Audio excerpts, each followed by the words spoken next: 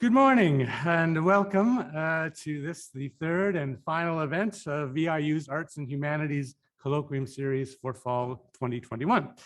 My name is Dr. Tim Lewis. I'm professor in and chair of the VIU History Department, and I've once again had the great honor of serving as the MC for the Colloquium events this year. I want to begin by acknowledging that this campus and the Nanaimo region as a whole is built on the traditional territory of the Nanaimo First Nation.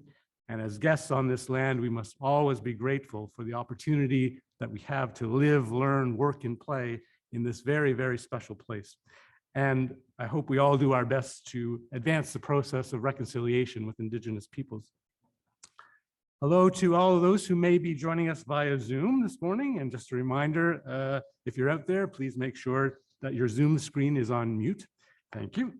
And welcome again to those who are with us today in the live audience in the beautiful Malaspina Theatre. Lastly, the members of the Arts and Humanities Colloquium Planning Committee, headed by VIU English professor, Dr. Theo Finnegan, want to extend our sincere thanks, as always, to the Dean of Arts and Humanities, Dr. Marnie Stanley, for her ongoing support of the work of the Colloquium. This series could not function or exist without the moral and financial support that her office provides. Now, for those who are familiar with this routine, it's sort of become a tradition somehow weirdly to also do a little musical tribute to Marnie for all that she does to us. And as Katharine's presentation today centers on how Eaton's department store marketed itself to teenagers in the 1940s, and today is Black Friday as well, so lots of shopping in the air, and we are approaching the holiday season, today's musical salute to Marnie is to the tune of "It's Beginning to Look a Lot Like Christmas," first made famous by Bing Crosby, who was big in the 40s and the 50s. And for the younger members of the audience, Bing Crosby was essentially the original Michael Bublé. And if you don't know who Michael Bublé is, then clearly I'm getting very old. Anyway, here goes the tune. It's that time once again when we thank money for everything. Sorry, I'm going to restart that. That didn't go very well. 1, 2, 3, 4. It's that time once again when we thank money for everything she does to keep the Colloquium still afloat like a beautiful sailing boat that glides upon the ocean oh so free. Yes, it's that time once again when we thank money, 'cause she is super keen, and the prettiest sight we see is the funding that we need to keep these talks going on. Yes, money helps the Colloquium to live on. Thank you, Marnie. Careful, careful, you're encouraging me. That's not a good thing. Now, please, there's the frivolity for the day. And now please join me in welcoming to the stage a colleague of mine from the History Department at VIU, Dr. Chelsea Horton, as she will be providing the formal introduction to today's featured speaker, Dr. Katharine Rollwagen, who of course is also from the History Department. So, Chelsea.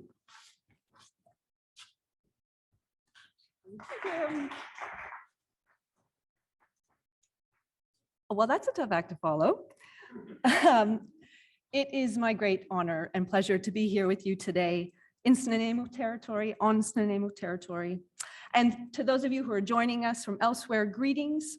I'm so delighted to be here to introduce my colleague and my friend, Dr. Katharine Rollwagen. Katharine and I are part of a writing group together. And through this group, I've had the joy of sitting literally and figuratively, and over the course of the pandemic, virtually as well, with Katharine, as she has been sitting with the layered histories of youth and consumerism in this country. We've talked a whole lot about our own department store stories, and I expect that all of you have your own stories as well. From Katharine, I've learned about department store layout strategies, about department store concert stages, about zoot suits and sloppy Joe sweaters, and the relative merits of kangaroo versus squirrel versus beaver fur coats, about young women called co-eds and male junior councils, and a bear called Pumpkinhead. And I've learned from Katharine how none of this, these spaces, these products, these corporations, none of this is neutral. I've learned from her how Canada's so-called store, how Eatons has authorized and authored concepts and categories of youth with great influence and great longevity as well. Like Tim mentioned, it feels apt somehow that we're gathered here together to think about this topic on Black Friday, something that, if my email inbox and my Instagram feed is any testament, is definitively now a thing in Canada.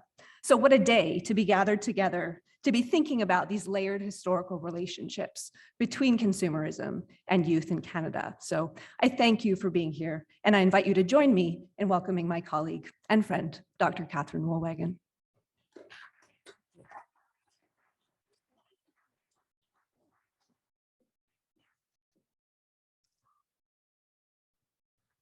Good morning, everyone. I just want to say thank you very much for that introduction, Chelsea, and to thank the members of the Colloquium Committee as well for all their assistance in putting this presentation together this morning, particularly to Robin Boxwell and the theater technicians who helped me out this morning with this setup, and to everyone joining us on Zoom as well. And to everyone in the audience, including some students. I know you don't necessarily have a choice, but I'm really glad to see you all the same. My name is Dr. Katharine Rollwagen, and I am a settler scholar and a grateful guest here on the traditional territories of the Snuneymuxw people. So let's set the stage. The scene is the children's wear department of the Eaton's department store on Queen Street in Toronto. It's 1939. Jack Brocky, the store's manager of merchandise display, is crossing the floor when he overhears an argument between a woman and a younger woman who appears to be her daughter. As it was his job as merchandise display manager to supervise the appealing presentation of goods to customers. That was his job. So he stopped to listen. The mother held a coat that she wanted to buy for her daughter, but the teenage girl was insisting that they go and look in the women's wear department for a more sophisticated style. Later on, Brocky said he asked the department manager if this type of family dispute was common, and learned, not to my surprise, that it was. Girls often disagreed with their mothers about potential clothing purchases, expressed dissatisfaction with the merchandise, and wanted to shop in departments intended for grown women rather than for girls. As a historian, this story interests me for a couple of reasons. So it reflects what feminist historians have said for decades about the gender dynamics of the retail space of a department store. We see male employees observing, critiquing, and puzzling out the behavior of female customers. On another level, the story suggests that age, as well as gender, mattered both to Eatons and to its customers.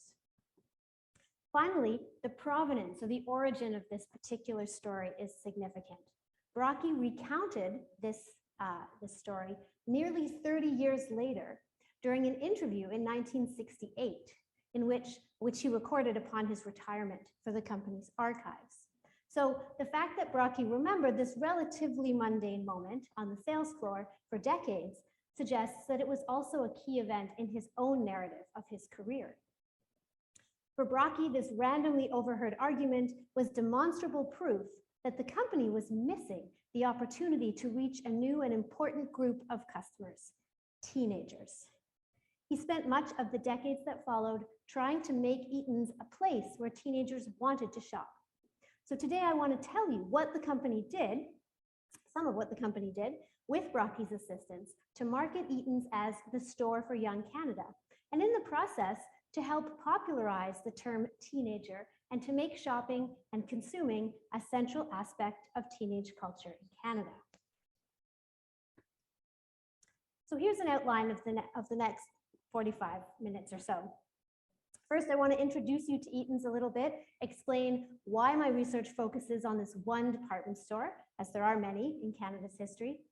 And then I need to give you some context about the history of consumer culture and childhood in the 20th century. So with that framework, I want to share with you 3 different ways that Eatons made itself the store for young Canada in the 1940s and 1950s. First, we'll talk about the company's extensive and ambitious program, the Junior Council and Junior Executive, which brought high school students into Eaton's stores in several of Canada's largest cities every Saturday during the school term. Secondly, we'll take a look at Eaton's fashion shows for teenagers, and then look at some of the specialized departments that the company embraced to create a distinct teenage market. In all of these activities, Eatons wanted to increase sales, obviously, to people in their teenage years.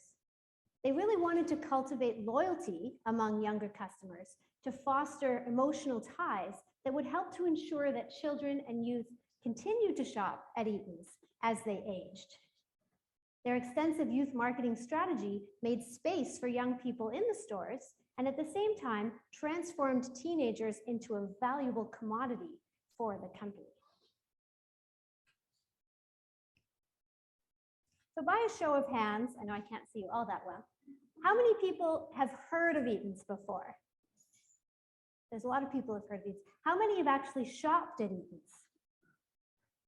Fewer, slightly potentially more experienced members of the audience, shall we say. I am among them. I have shopped at Eatons. So Eatons, the Timothy Eaton Company Limited actually declared bankruptcy in 1999. So that's why, the younger members of our audience might not have shopped there. But for most of the 20th century, it was one of Canada's largest and best known department store retailers, with stores across the country. Many of these stores, located in Canada's cities, anchored downtown shopping districts and incorporated many of the same grandiose design features that were common in American and European department stores built in the late 19th and early 20th centuries. Particularly the original stores that were built in the early 20th century exhibited these characteristics. Things changed when they started to expand in the post-war years in the 60s. For example, these palaces of consumption featured large plate glass windows with elaborate displays, counters and racks that allowed customers to touch products, which was a new thing in the early 20th century, high ceilings, special lighting, and neoclassical decor, all designed to make shopping an experience, not just a transaction. Carol Anderson and Catherine Mallison described this experience in their book, Lunch with Lady Eaton, Inside the Dining Rooms of a Nation. Timothy Eaton wooed women into his original Queen Street store with goods from all over the world, with conveniences and with special consideration for their preferences. Buses met shoppers, whether they were arriving in the city by train or by boat, to carry them free of charge to the Queen Street store.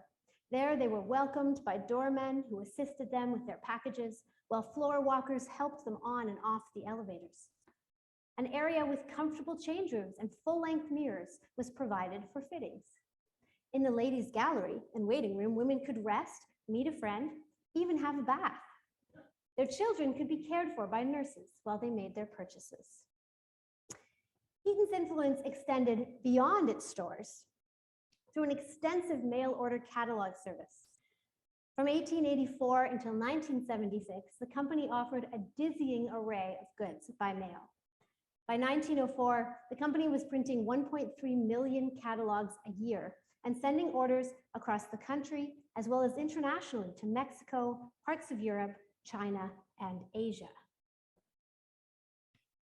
And for those of you who may have caught part of the coverage of Macy's Santa Claus Parade yesterday, you might be interested to know that it was the success of Eaton's Santa Claus Parade, the first, which started in 1905, that got the New York store interested in their own parade, which began in 1924. Eaton's organized these elaborate spectacles in Toronto, Montreal, Winnipeg, and Calgary for decades. So the retailer's size as well as its defunct status, are both really important to explain why I'm talking about Eatons today. Eatons was arguably more than a store. It was, in many ways, a cultural institution. It inserted itself into the fabric of people's daily lives. The company promoted itself as the pinnacle of Canadian retail operations, a modern firm that employed very paternalist management techniques and was led by a white Anglo-Saxon Protestant family who by the 1930s had risen to the status of Canadian royalty in the media. So the other reason is because Eatons is no longer a business, its records are preserved in the archives of Ontario and open to researchers. So historians who want to study businesses in Canada face many challenges accessing records of existing corporations and even defunct corporations whose records have not been valued and given to archives. So current businesses that are still operating are often not eager to grant academics unfettered access to their records. They want to control the narrative of their own origins and development. When Eatons went bankrupt and it was purchased by Sears, Sears donated the Eatons records to the Archives of Ontario. And so we have them. These documents and images shed light on the company's decision-making as well as the experience of employees and customers. And several historical studies, important historical studies, have relied on the Eatons font. And these are just two examples. If you're really interested in Eatons and in my talk and you want to do more reading, these two books are both really fantastic. But none of these studies have examined Eatons advertising and marketing to younger customers. So that's what I'm trying to do. In the past couple of decades, several historians have been interested in examining the connections between children and childhood and North America's expanding consumer culture in the 20th century. So they ask questions like, when did advertising start targeting children? What media did they use? Which children did they focus on? Girls, boys, white children, children of color, middle-class children, etc. How did children learn to consume or experience consumption? The idea that children and young people were different consumers than adults developed alongside theories of child development in the social sciences and in psychology in the first decades of the 20th century. And experts were establishing the idea that children should be expected to exhibit certain behaviors and have certain needs at specific ages. These ideas began to change the structures that shaped young Canadians' experiences. And one example that's very common to everyone today, of course, is public schools, for example. And over the course of the 20th century, public schools increasingly embraced age grading rather than academic ability, because experts argued it was beneficial for children to remain with their peers at the same age rather than repeat a grade. Leisure activities, clubs, and sports also began to segregate younger from older people. Historians Marta Gutman and Ning DeConnick Smith have argued that this process was common to Western industrialized nations, and it resulted in a kind of islanding of childhood from adulthood. These ideas about child development affected business practices as well. Retailers and advertisers embraced the idea that selling things to younger people required a different approach than that used with adults. With young children, retailers sought to appeal to their mothers. Beginning in the 1920s, they drew on popular images of the new woman in particular. She was liberated from housework. She wasn't, but anyway, she was liberated from housework, and she accepted all of the most up-to-date and recent scientific child-rearing advice. This mother was assumed to want stylish and yet durable ready-made clothing for their young children. In the 1930s, manufacturers of children's clothing coined the term toddlers. Yes, they made it up to describe a new child who was active, rambunctious, and whose clothing was hygienic and modern because it allowed freedom of movement. It allowed the child to move around and develop. So the mother and the toddler were both idealized representations that retailers believed would resonate with middle-class women. While young children could be advertised too, ultimately mother was holding the purse strings. Older children, on the other hand, could be addressed more directly as choosy customers with their own opinions about merchandise. With the rise of more democratic styles of parenting, particularly after the Second World War, the idea that parents should let their offspring voice their opinions and make their own choices gained increasing credibility. Retailers and advertisers had a vested interest in presenting images of young people as capable consumers and hoped to profit from encouraging them to express themselves through consumer goods and to spend their spare time engaged in commercial leisure. I included this picture. It's one of the very few in the Eaton's archive that looks like it wasn't staged. So it's just like a candid shot of some young people hanging out at the Blue Tube shop at Eaton's Yorkdale, 1970. And that kind of highlights the point. I want to clarify that when retailers like Eaton's talked about teenagers or the teenager, they weren't always talking about real people. The teenager that they wanted to attract to the store was kind of an assemblage of characteristics, not a reflection of what most teenagers' lives looked like in the 1940s and 50s in Canada. It was an ideal, an image or representation of the teenage customer that they wanted. And this ideal teenager was most often a high school student with disposable income, white, straight, cisgendered, able-bodied, even athletic, and they were often, but not exclusively, female. Retailers claimed that this teenager represented the typical Canadian teenager. Typical was a very common word, but this wasn't the case. So for one thing, attending and completing high school, and I'm just using school attendance as one way to illustrate how Eaton's was creating this ideal image. Attending and completing high school was not a common experience for Canadians in their teenagers in the 1940s.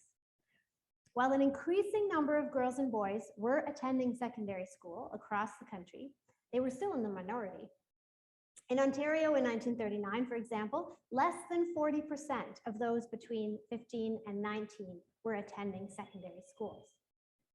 Statistics from the province that year show that for every 100 children who entered first grade, 30 completed grade 10 and only 3 entered university. Even by 1951, the census recorded that nearly half of 14 to 17-year-olds were enrolled in grades 9 and higher. So nearly half were enrolled and more than half were not. In most provinces at this time, young people could choose to leave school at age 14 or 16, depending on the province, and many did because, particularly during the war and in the 1940s, a high school diploma was not necessarily required for many jobs. Another thing that was different, as I already mentioned, of course, was that students did not move automatically from grade to grade. So it was more common to have older kids still working their way through the younger grades. Patterns of school attendance were different in Canada than they were in the United States.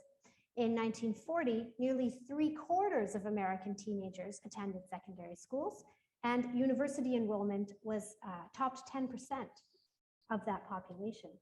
It wasn't until the mid-1950s that high school attendance and completion rates started to increase more rapidly in Canada. So when Eaton's directed its marketing campaigns to high school students specifically in the 1940s, they were reinforcing the idea that the teenager was a high school student, connecting those concepts, even when many young Canadians in their teens were not students at all. So I'm looking at a period before attending high school throughout the teen years became an expectation and a common experience for most teenagers in Canada. So let's come back to the mother-daughter coat argument I mentioned at the beginning. Jack Brockie later claims that this incident made him want to understand what he believed was a new and important group of customers. And so he decided to act and to convene a group of teenage girls to advise Eatons on merchandise for girls their age. Kind of a focus group, we'd call it today. The group was called the Junior Fashion Council, and it was composed of the daughters, sisters, and friends of Eaton's employees. They met 8 times in the fall of 1940 at the Queen Street store. And following these meetings, Brocky was convinced that the girls' opinions were very valuable, and he decided to expand the program. Beginning in 1941, members of the larger Junior Council were selected as representatives of local Toronto high schools. Brocky also decided to create the Junior Executive, which was for high school boys, the same year. Also representatives of area high schools. By 1946, junior councils and executives met at Eaton stores in Toronto, Montreal, Hamilton, Winnipeg, Calgary, and Edmonton weekly between September and April. To coordinate activities between the groups at different stores, Eaton's actually hired a national secretary, and the employees who supervised the students' activities at each store on the Saturdays, they got together semi-annually in Toronto to talk about marketing strategies and to share ideas. All of this oversight and organization and paper trails created a rich archive of meeting minutes and press releases and memos and photographs about the group. And I'm going to share a lot of that with you today. Brocky described the council and the executive as an opportune way for Eatons to solicit teenagers' opinions and to foster a more interactive relationship between teenagers and store employees. At Saturday morning meetings, young men and women listened to guest speakers, watched films, approved merchandise, planned social events, and toured store departments.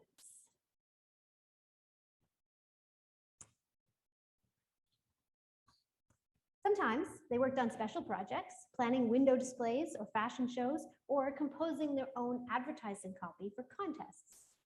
Their activities were highly gendered, and yet all were designed to figure out what young people liked and to introduce them to Eaton's merchandise.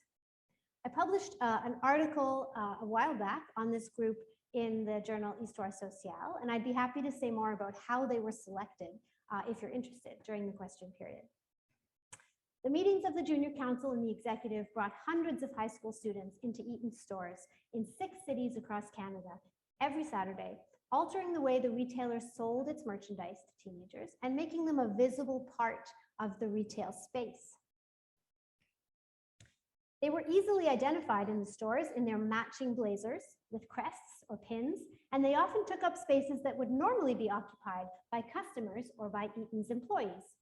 Elegant dining rooms, such as the Grill Room in Winnipeg, the Georgian Room in Toronto, were transformed into meeting spaces where high school girls offered their opinions on merchandise and completed surveys about their purchasing preferences. Many of the executives met in conference rooms rather than restaurants, but sometimes also in restaurants. Let's zoom in on the Montreal store for a minute. At the Montreal store, the executives had their own dedicated junior executive council room.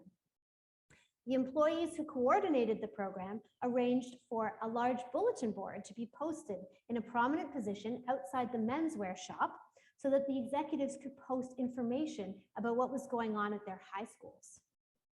As a source of information about events at different schools, Eatons hoped that these bulletin boards would also draw other teenagers into the stores. If they visited the menswear shop, they would realize, oh, there's a whole bunch of stuff here about the football game next week, for example. The bulletin boards kind of visually marked this space as a one where teenagers and high school culture was welcome. These images here, just to say something about them, last year I got an email out of the blue from Rod Beaupre, and his father, Don Beaupre, had recently passed away, and Rod had found some photos and some documents related to the Montreal Junior Executive among his things. And he wanted to give them to an archive, so he was seeking my advice. I'm happy to say that those images are now part of the collection at the City of Montreal archives. So Rod's father, John, was a junior executive in Montreal in the late 1940s, alongside a very young looking John Gomery, who led the Gomery Inquiry in later years. He worked part-time at the Eaton store, John did, and also, Rod believed, operated the bandbox, which was a popular service that Eatons offered to schools through the junior executives. It was like a traveling DJ kit with all the records and the equipment that you needed to have. So these images all include Don, obviously, and I'm very pleased to have them. I don't think they've ever been shared like this before. So if you ever find old things in your house, consult a historian. That is the message here. Okay, so I want you to take a moment to look at these photographs, which were taken of the groups, the junior council and the junior executive in 1946, and then published in a book that Eaton's produced to celebrate its anniversary, The Story of a Store, The History of Eaton's, from 1869. So I want to ask, and you're going to have to just yell it out, but take a look at these images, and what do these pictures tell us about the roles that Eaton's expected girls and boys to play in their store? What differences do you see? The women are junior, Okay. and they're council, Yes. and the boys are executive. Yes. And they're on their right. Well, I just put, the positioning is mine. Yeah, no, totally. The names, of course, right? That the boys are executives.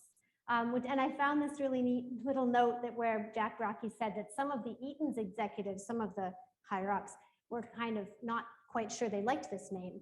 But anyway, they persevered. Yeah, they were junior executives, so they were kind of, in training to be working at the store in that sense. And you can see the way they're arranged. It's like they're having a board meeting or something. And there's hardly even any smiles, except from the guy right in the middle. And the girls, none of them are, this is kind of, more of a disorganized kind of, I'm sure they had meetings much like that as well. But in this picture, they're kind of oohing and eyeing over the merchandise, right? So this idea that the girls are training to be shoppers, or they already are shoppers, but they're training for different roles than the boys. And so they had a very gendered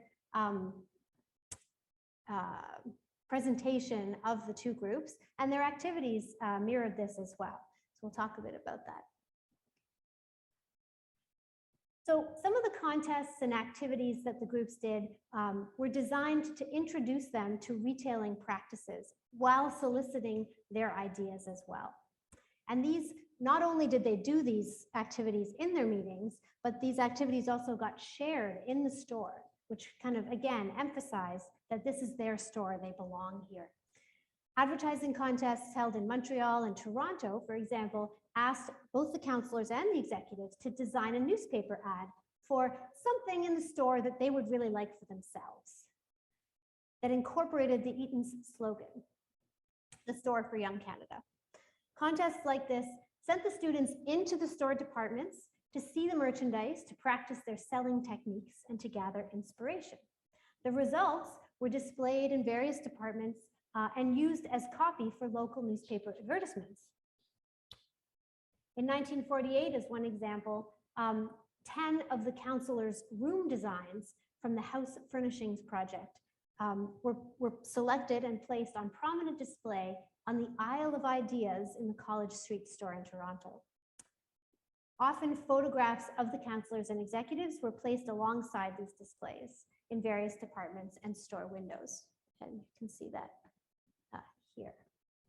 The students also provided part-time and volunteer labor in the stores that made them visible to customers and to employees and very valuable to the company. While some worked regular part-time jobs in various store departments, the groups also provided Eatons with a pool from which to draw casual labor for special events. Particularly at Christmas and at Easter, when the stores were busy, meeting minutes from the group included requests for additional assistance and meetings often ended early so that the counselors and executives could help out in various departments. They also helped out with other promotions, seating children at Easter parties that Eatons hosted, and marching in the Santa Claus parade, as well as recruiting their classmates of the appropriate size and height to march alongside them. When the Winnipeg store celebrated its 44th anniversary in 1949, a dozen junior counselors and executives were on hand in the morning outside the store in uniform to greet shoppers with a welcome smile and hand out commemorative badges in their matching blazers. This labor was valuable in several ways. Of course, having a group of young people on hand allowed the company to cope with busy periods and staff special events without actually having to hire anyone. But it also sent the message that teenagers were important to Eatons. Having teenagers in the store strengthened its claims to be the store for young Canada. Fashion shows were one of the most consistent events that Eatons used to advertise its merchandise to teenagers in the 1940s and 50s. A well-designed spectacle could draw hundreds of students and potential customers into the store on a Saturday morning. On these occasions, store auditoriums and restaurants were transformed into exclusively teenage spaces. The junior counselors and executives were an essential part of producing these events. The boys and girls selected garments, they distributed tickets to their classmates. Girls modeled, boys acted as masters of ceremony, as disc jockeys, as ushers, and as chaperones. The shows were so important that in 1944, Jack Brockie requested that fashion shows get a separate budget line item, and he asked for an additional $2,500 just for teenage fashion shows. So I looked it up. In current dollars, that's about $38,000. These fashion shows displayed Eaton's merchandise and teenage bodies, while also presenting the students as authorities on teenage fashion and reinforcing consumers' gendered roles within the store. While Eaton's fashion shows had various themes designed to resonate with the student audience, the show's presentation as an exclusively teenage space was a really important part of the spectacle. So they tried to remove all of the adults from the space. They emphasized the role of the junior council and executives consistently when planning and reporting on these fashion shows. Minutes of the group's meetings indicate that they spent a significant amount of time preparing for fashion shows. Teenagers who attended the shows would hear about them from their school representatives. Tickets were distributed through the schools. When they arrived at the show, junior executives would direct the audience members to their seats and hand them a program. The programs typically listed the names and schools of all of the models.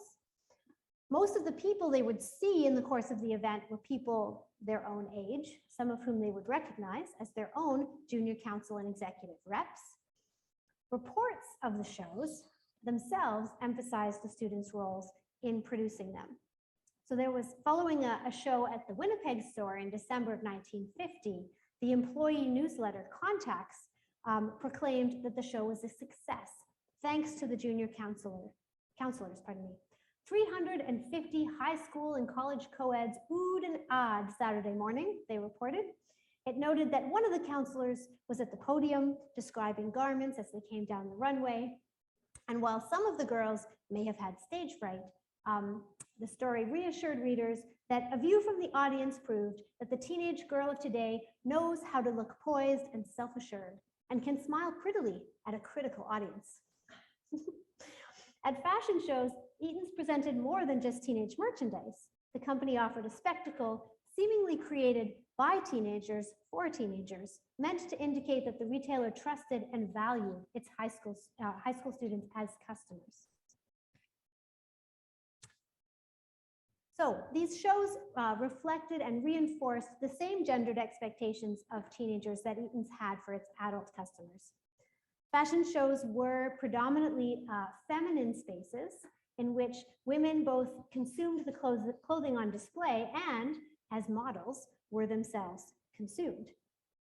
At department stores, men produced the fashion shows generally. They made the spectacle while women were the spectacle. Eatons maintained these gendered roles for the most part in the teenage fashion shows, asking counselors and executives to assist in distinctly gendered ways, in ways that would reinforce rather than challenge the heteronormative ideas about femininity and masculinity. So junior counselors were tasked with selecting the clothes that they liked to a certain extent and modeling the merchandise. And they spent time in their meetings actually practicing their modeling and displaying what they were going to do during the show. A small show in Edmonton, for example, was recorded in the meeting minutes in 1950. It said that Miss Foster from the teen shop brought 15 dresses to the meeting. Each girl modeled one style for the others. The minutes reported, adding that the girls had a delightful time, both in modeling and in making frank comments about the garment and the model. Such training and practice prepared counselors for their role as poised and self-assured models in the store's larger fashion shows, where their role was to embody the ideal feminine and attractive teenage girl. The executives were also an important part of the spectacle, but in roles that Eatons decided were suitably masculine. Beforehand, they were asked to distribute tickets at their schools, and in Hamilton, there was even a competition to see who could distribute the most number of tickets. On the day itself, boys ushered guests to their seats, operated the sound system, and escorted the female models.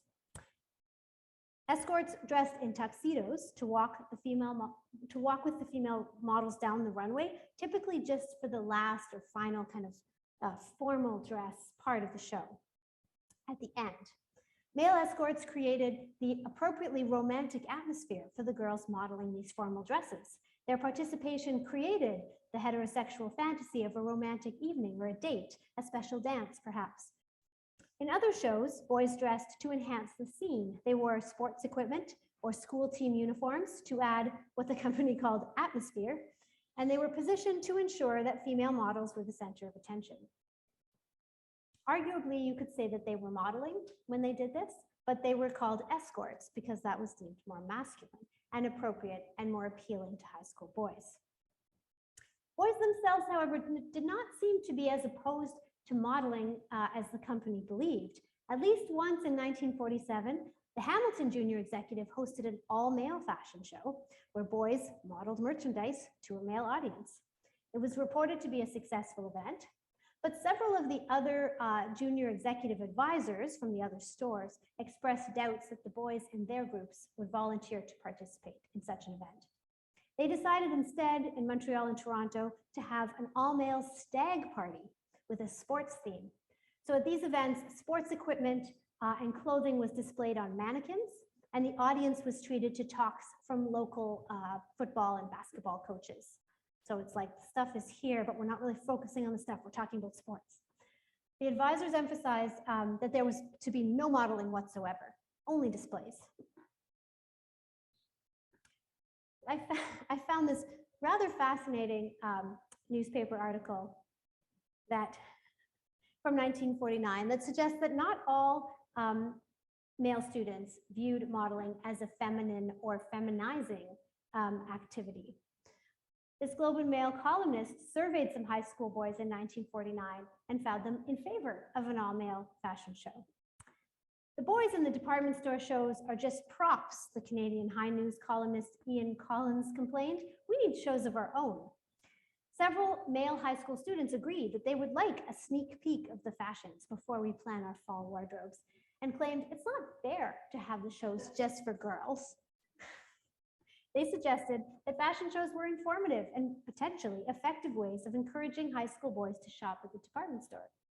Despite the fact that not one cry of sissy stuff was raised, according to the reporter, Eaton's employees were told her that male models were awkward and they wouldn't risk a boys' show for fear of the ribbing.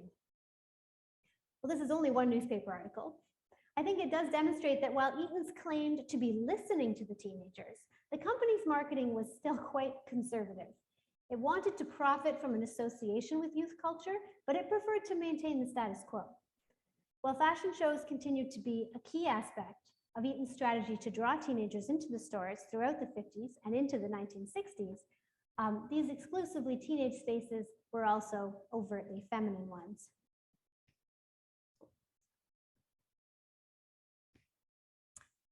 So one of the big transformations of the early 20th century in department stores like Eaton's was the decision to start separating clothing by gender and age of its intended customer. So in the late 19th century, if you wanted a coat, you went to the coat department. And because there was not as much ready-made clothing as well, coats were one thing that people actually often sought out because they were difficult to make. By the 1930s, though, Eaton's and most other department store retailers across North America and Europe separated the growing assortment of ready-made clothing into distinct areas for girls, boys, women, and men. Retailers and manufacturers believed that separate children's departments were more convenient for mothers, meeting all of their children's clothing needs in one area. In the 1930s, several Eaton stores had areas designed for business girls as well, with merchandise advertised as appropriate for the many young women who were now working in offices. And of course, the store also often temporarily rearranged its space to accommodate seasonal promotions, such as Toyland at Christmas, and in August, a prep school shop that sold the uniforms of local private schools.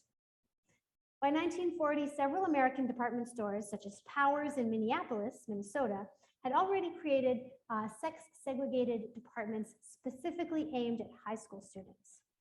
And so Eaton's executives at the same time were considering how best to organize their retail space to generate sales among teenage customers. Specialty shops like this did more than mark out particular types of customers. Retail spaces also marked what sociologist Daniel Thomas Cook has called a commercial sartorial hierarchy of age progression.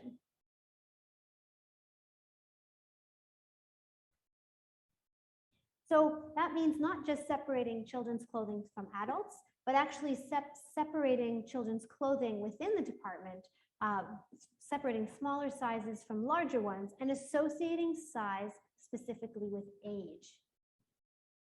So retailers transformed a lot of the long-standing associations between dress and maturity, such as boys donning long pants or girls wearing longer skirts after they reached puberty, and by arranging their merchandise to arouse anticipatory desire in younger customers.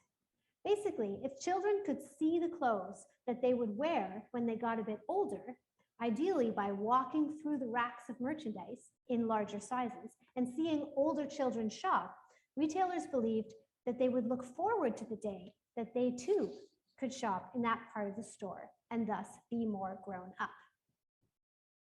By separating teenage clothing from the children's department, Eaton's reinforced this commercial sartorial hierarchy.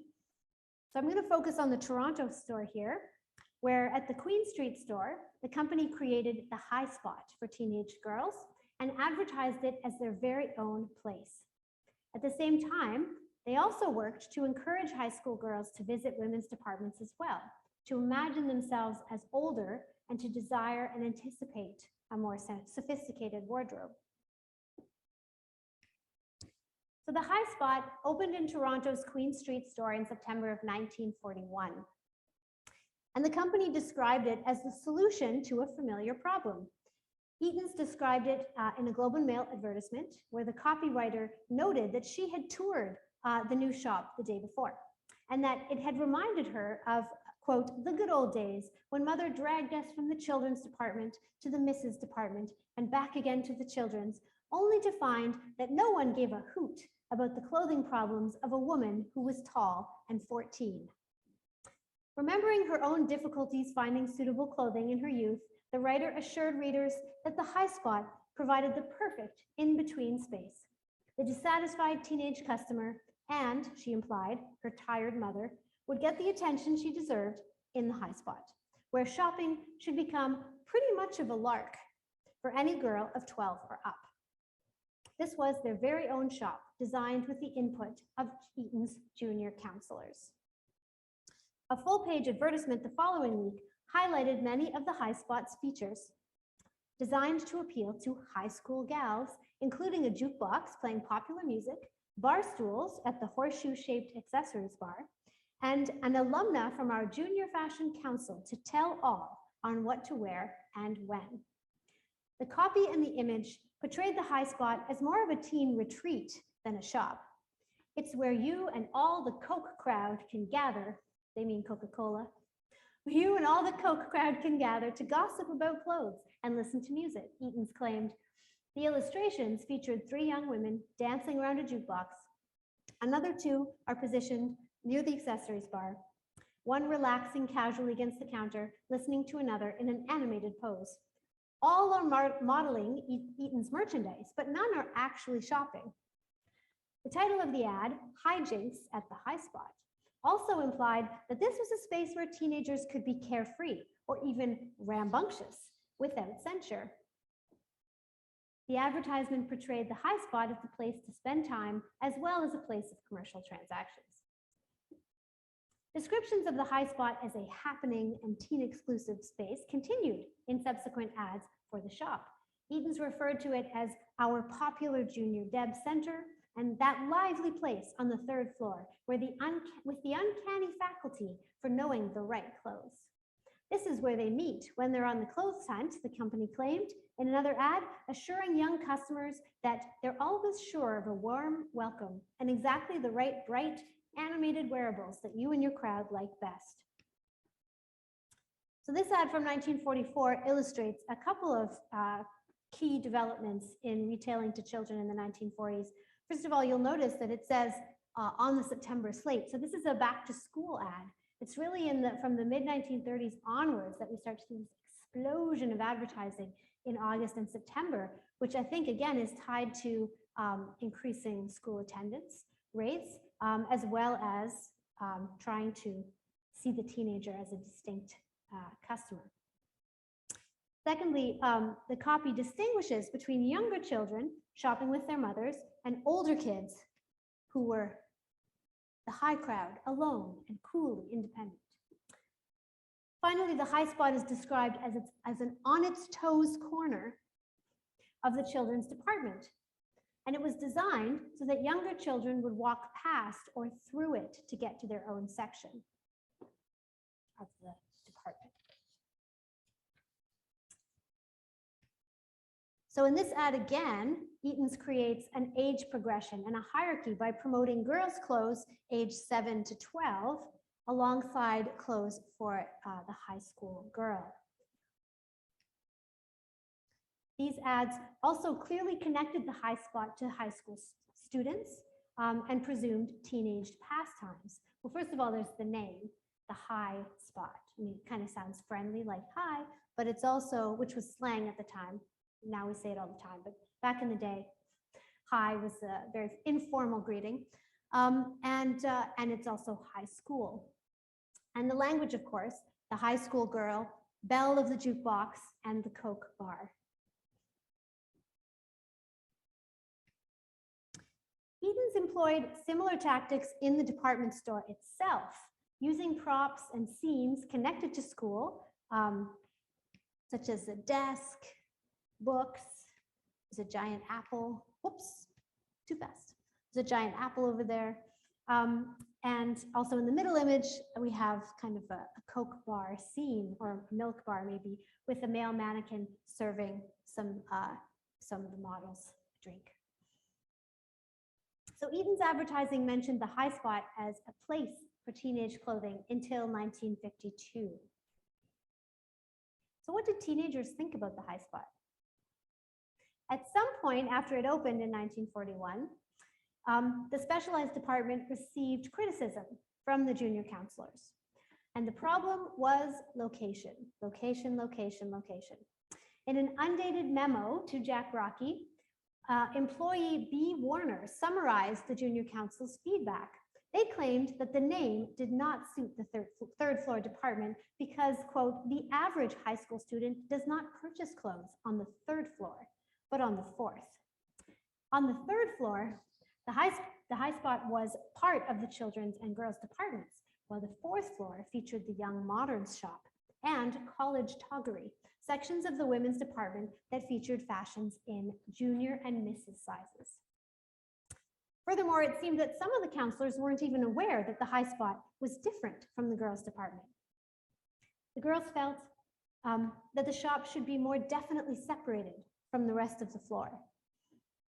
Although junior counselors had had a hand in planning the high spot in 1941, by the time Warner consulted them, they claimed that the high spot merchandise was too junior for the high school crowd. So while the high spot might draw younger students, say 12 to 14-year-olds, with visions of pretty and popular co-eds, the junior counselors' criticism suggests that those in their later teen years found the association with high school juvenile, perhaps preferring to see themselves as future college students or career women and seeking garments that would allow them to perform that older identity. In the commercial sartorial hierarchy, they disliked shopping on the same floor as other younger children. While the high spot shared the third floor with various children's departments, the fourth floor featured only women's clothing, and it was even often referred to in advertising as the fourth floor of fashions. It was a space that was more associated with mature, stylish, and sophisticated clothing, likely heightening its appeal to teenage girls. So some of the Eaton's advertising reflected the fact that even if they had this high spot available to them, they shopped in various departments, including the high spot, the Young Moderns shop, or the college toggery shop. Display ads for the Young Moderns shop, for example, included images of a variety of women pictured wearing Eaton's merchandise while at the office, grocery shopping, doing housework, or socializing with friends. So the Young Moderns shop was the shop for the busy young modern, with a live, youthful figure of any age. However, several ads slipped in references to their younger customers, noting that the dresses in the Young Moderns shop were something for the teen types to crow about, and that they were fitted for lively schoolgirls, brisk young businesswomen, and the mother of three. It's quite a dress. Furthermore, when Eaton's partnered with the Canadian Home Journal, which was a popular magazine at the time, to host the Canadian Cover Girl promotion, the clothes worn by the cover girl, the winning contestant, were selected from the college toggery department, not from the high spot. Pictures of the junior counselors and the winning cover girl were displayed prominently in the fourth floor shop during August and September. So teenagers who aspired to the image of a college student or a grown woman, a young working woman, would be drawn to the fourth floor away from the high spot.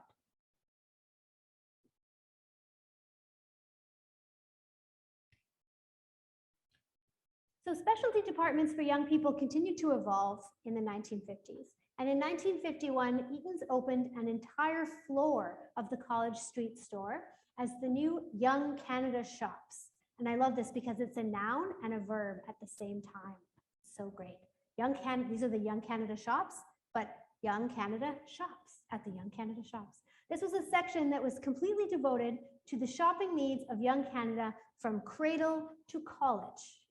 Every age group has a separate shop. Eaton's pronounced in its advertising to open the shop, noting as well that the department included fashions approved by our own junior counselors and executives to please the high crowd. Like in its main store, the company decided to display all clothing for children and youth in one space. And this decision meant that Eaton's could market the Young Canada Shops to a wider range of customers, including teenagers, children, and of course their parents, all in one advertisement. Later in the decade, and this is from 1959, the merchandise display department made further changes to the girls department at the Queen Street store and kind of refashioned the high spot into the Preteen Centre on the third floor in 1959. This was designed for Miss In-Between, who was no longer a little girl, but not quite a teen. Eaton's described this space as a one-stop shop where girls wearing size 10 to 14X could find clothes with the flavor of big sisters' fashions. By displaying girls' clothing in smaller and distinct age segments, the company hoped to speak more directly to younger customers and to profit from girls' presumed desire to dress in the same manner as more mature girls and young women.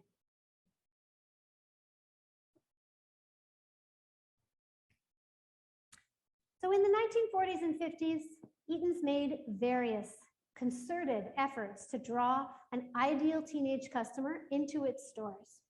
High school students were recruited for the junior council and the junior executive and asked to advise the company about teenage trends, to voice their opinions about Eaton's merchandise, and to provide both voluntary and paid labor.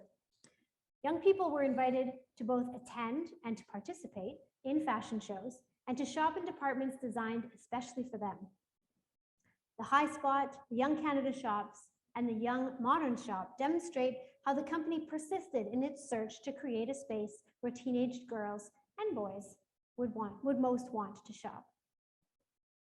Eatons insisted that the teenager was a new customer that required a new approach. But I think it's clear that in many of the marketing tactics used to increase sales among teenage boys and girls, that these tactics resembled the gendered strategies that were used on adult women and men. While the company wanted high school students to spend money in their stores, they were also interested in preparing them for what they presumed would be their future roles as housewives and businessmen, as Eaton's customers and employees. Through its various youth marketing schemes, Eaton's commodified high school students and high school culture. The information, the opinions, the labor, and even the appearance of the junior counselors and executives was a tangible asset for the company. It had a value, and they could take that value and project it to the public. It allowed Eatons to claim to be the store for young Canada, the retailer with a finger on the pulse of Canada's high school culture. For the most part, as far as we know, the students who participated had quite a positive experience.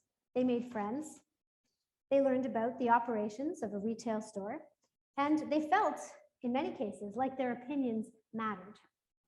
They definitely, on many instances, had a lot of fun. At the same time, Eatons and other advertisers promoted a very narrow and exclusive teenage ideal. I'd like to leave you with the question about how much has changed in our retailing to young people today. And I'd like to thank you for your attention.